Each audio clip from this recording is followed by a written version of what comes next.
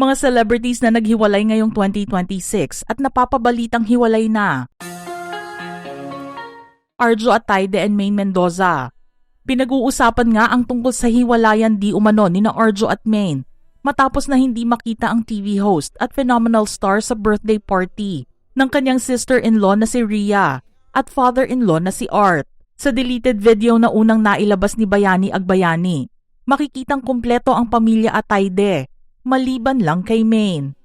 Dahil hindi nakita ang presensya niya sa family gathering na yon, marami tuloy ang nag-iisip kung nagkatotoo na rin ba ang issue sa kanila at naghiwalay na silang dalawa. Wala pang pahayag na inilalabas ang mag-asawa tungkol dito. Mark Heras and Nicole Donesa, naging laman ng mga pahayagan at entertainment sites ang tungkol sa hiwalayan din ng dancer at aktor na si Mark Heras at beauty queen actress na si Nicole Donesa. Nagsimula ang usaping ito matapos na mapanood ang very emotional video na inupload ni Mark. Napansin din ang pag-unfollow nila sa isa't isa sa social media. Ngunit kalauna naman ay nakitang magkasama ang dalawa at tila naayos din ang kanilang personal problems. Hindi rin naman nila pareho kinumpirma kung nagkahiwalay nga silang dalawa.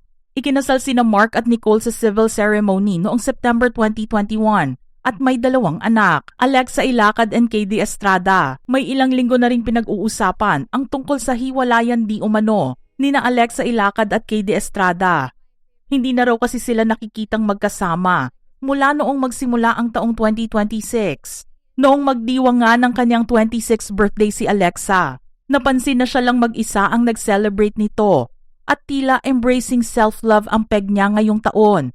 Ipinakilala rin niya ang male version ni Alexa at tinawag itong Alex noong birthday niya matapos siyang magbihis ng parehong pambabae at panlalaking outfit. Itinanggi naman ni KD na hiwalay na sila ni Alexa at nag-uusap pa rin daw sila. Close at supportive of each other pa rin daw silang dalawa. Lea Salonga and Robert Chen. Matagal nang usap-usapan ang paghihiwalay ng Broadway superstar na si Lea Salonga at businessman na si Robert Chen, pero walang nagkukumpirma noon. Makalipas naman ang ilang taon, nagsalita na rin si Lea at binasag ang kanyang katahimikan. January 21, 2026 nang makumpirma na matagal na rin mula nang tapusin nila ni Robert ang kanilang relasyon. Sina Lea at Robert ang unang confirmed celebrity na naghiwalay para sa taong 2026. Nalaman din sa interview ni Lea na may iba na rin kinakasama si Robert, pero nananatili naman silang magkaibigan. Ikinasal sina Lea at Robert noong January 10, 2004 sa Los Angeles, California. Isa lang ang kanilang anak, si Nick na nag-out bilang isang trans man. Kate Valdez and Fumia. Sumunod kina Lea Salonga at Robert Chen.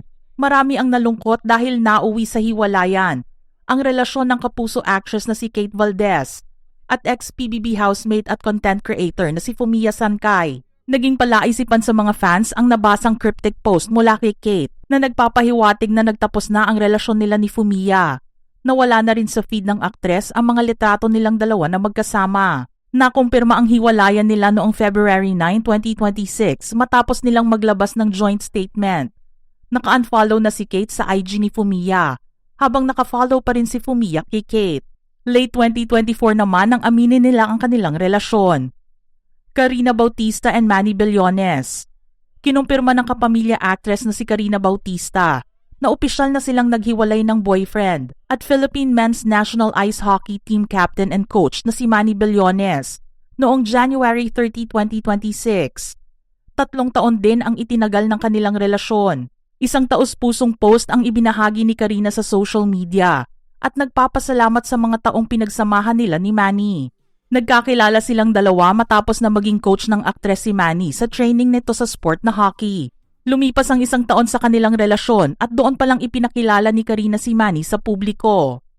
Archie Alemania and G. Canlas. Kumpirmado mula sa aktres na si G. Canlas na hiwalay na siya sa kanyang asawang si Archie Alemania. Inamin ni G sa guesting niya sa Fast Talk with Boy Abunda na siya ang unang umalis sa kanilang relasyon, pero binanggit na hindi ito isang biglaang desisyon. Solo parent na nga ngayon si G na nag-aalaga sa isa nilang anak. Sinabi rin niya na hindi ang isyong kinasangkutan ni Archie sa aktres na si Rita Daniela ang naging pangunahing dahilan ng hiwalayan nila. Dumami na lang daw ang problema nila over time. Pinagsisihan niya na nagtagal pa siya sa relasyon nila at sana raw ay ginawa na niya ito noon pa. Nagkahiwalay na rin sila noon at nangyari lang ang reconciliation 1 taon bago sila ikasal noong October 27, 2018. AC Bonifacio and Harvey Bautista. Inamin ng kapamilya artist na naghiwalay na sila ng aktor at anak ni Herbert Bautista na si Harvey Bautista. Nangyari ang kumpirmasyon sa isang episode ng Painfully Human podcast ni Edward Barber.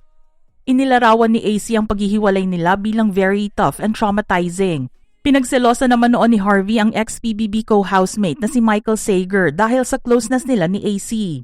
Maaalala na nagka-issue rin sila ng ex-co-housemate na si Bianca De Vera dahil minsang nanligaw si Harvey sa kanya. Minsan na ring naipagtanggol ni Harvey si AC sa mga online bashings. Mga ka-showbiz peeps, ano naman ang inyong reaksyon sa ating listahan ngayon?